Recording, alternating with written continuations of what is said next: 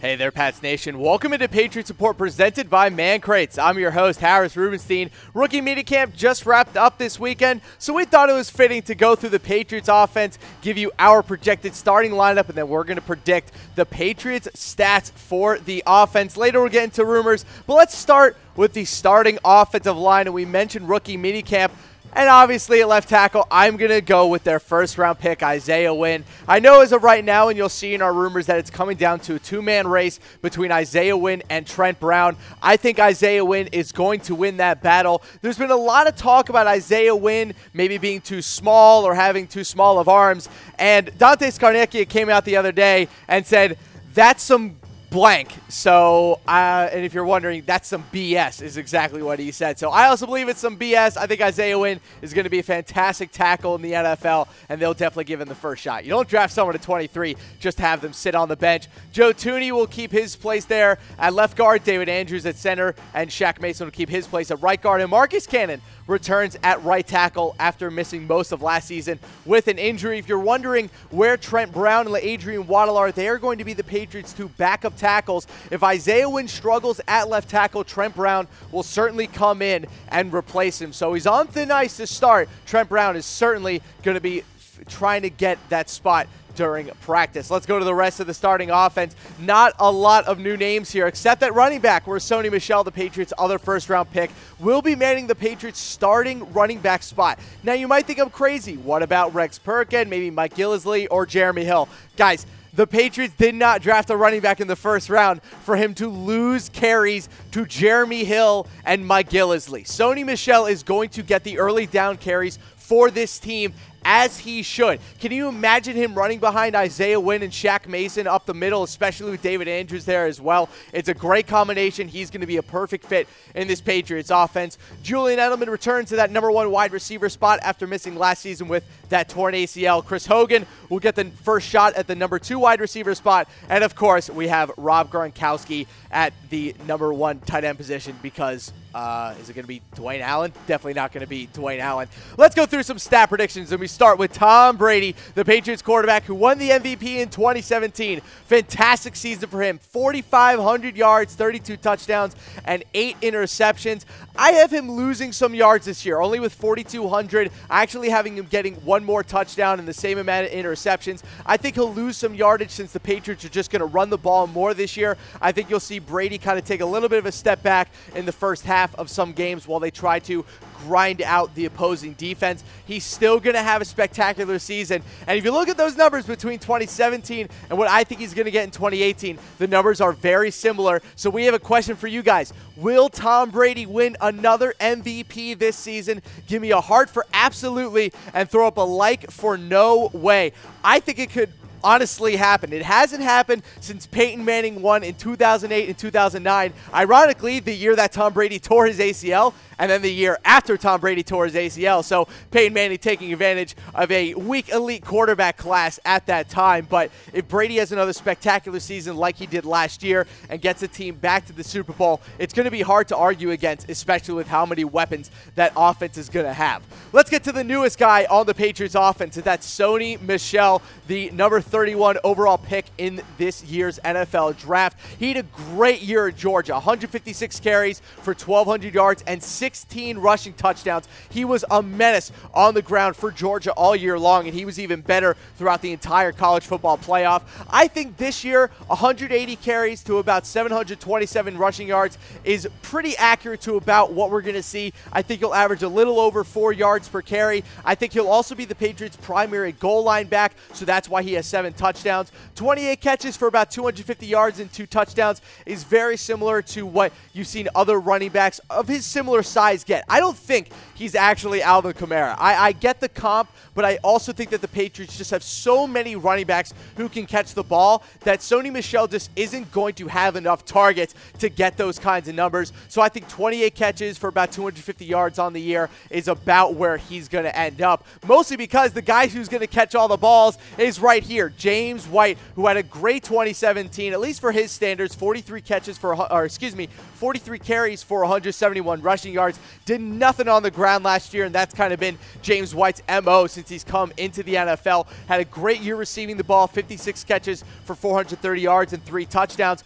I think he's going to have an almost identical season to last year, 55 catches for 430 yards and 4 touchdowns to go along with 42 carries and 170 yards for 2 touchdowns. His rushing stats the past 2.5 seasons have been the exact same. He doesn't really get above 180 rushing yards. He usually stays around 40 carries per season, and I think he'll get a couple rushing touchdowns this year as well. But I think those receptions will stay about the same. He should have another fine season. Let's get to Rex Burkhead, who's coming off of the injury.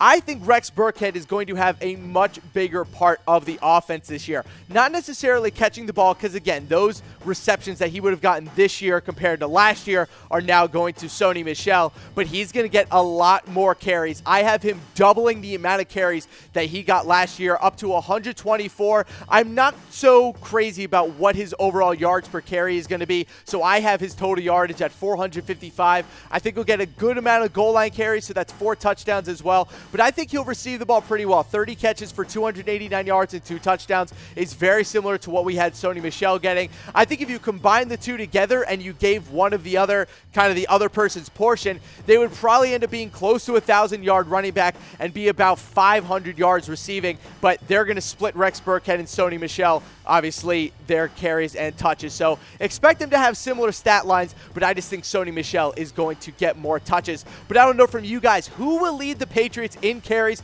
in 2018? A lot of options and a lot of new faces as well on that running back depth chart. You could choose Jeremy Hill if he makes it out of camp. Mike Gillislee looking to get a second chance at the roster. Sony Michel, the guy they obviously just drafted. Rex Burkhead coming off that injury. It's not going to be James White. Don't put James White in the comment section. That's not the correct answer, but there are obviously a lot of the people that you could pick. Let's get into their wide receiver core, and it begins and ends with Julian Edelman coming off of that torn ACL that he got in the preseason last year against the Lions. He is ready. He is fully healthy. He's posting Instagram videos of him working out. He looks quick. He looks ready to go. I'm excited to see Julian Edelman back out there on the field. I think he is going to have an absolute monster season. 92 catches for 1,100 yards and 7 touchdowns. Julian Edelman completely unleashed as the #1 option on this team, should have similar statistics to the past couple years, obviously instead of last year because he missed with the torn ACL, but his overall statistical output over the past couple years has been pretty great. I think he's going to have maybe his best season to date. He's going to be in the best shape of his life, like many people usually are coming off torn ACLs. I don't think he's going to lose a step in his quickness. Him and Tom Brady are already working together. This is going to be a huge, huge season for Julian Edelman, who also, mind you, is looking to get paid this offseason. So Edelman in a contract year should have a very, very impressive season. Let's get to Chris Hogan, the #2 wide receiver on the roster. Good season last year in his first year with the Patriots, 34 catches, 440 yards, and 5 touchdowns. He was having an amazing season, and then he missed 7 games with that shoulder injury. He was just never the same even when he came back. He was great through the first 4 to 5 games of the season. I should know. I picked him up in fantasy, and he was an absolute beast. I think if fully healthy this year, he should have a good season. 50 catches for 814 yards and 5 touchdowns. If you're asking, Harris, why is his yards to catch ratio so much higher than the year before? Well, no more Brandon Cooks, and the Patriots don't really have another deep threat on the roster, and they've used Chris Hogan in the past as a deep threat. So if Chris Hogan is on the roster and they don't pick up any other deep threats, Philip Dorsett is not going to be a major part of this offense. But Chris Hogan is going to be the Patriots' de facto deep receiver, so expect his yardage to be up while his overall catches stay at about 45 to 50. Let's get to Jordan Matthews, the new primary slot receiver for the Patriots. Had an up-and-down season last year. 3 surgeries in 2017, totally sapped his on-field production. 25 receptions for only 282 yards and 1 touchdown. Tom Brady is going to pump Jordan Matthews the ball. I have him getting 63 catches for 722 yards and 3 touchdowns.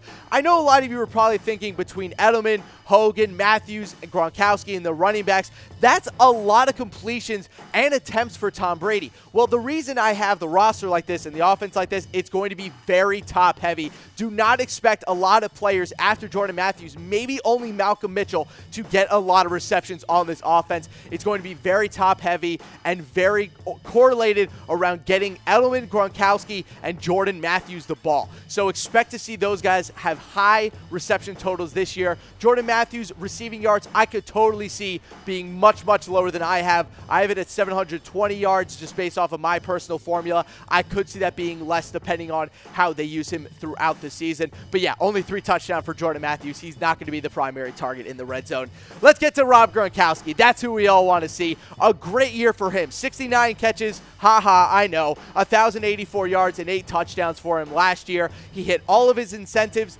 This year, the Patriots are reportedly probably going to give him more incentives to hit this year. I think that Rob Gronkowski, if he plays 16 games this year, is going to have the best statistical season of his career. I have him getting 78 catches for 1,200 yards and 10 touchdowns. Now, personally, that actually isn't his best statistical season. I think he's going to get it, but my formula came out to this.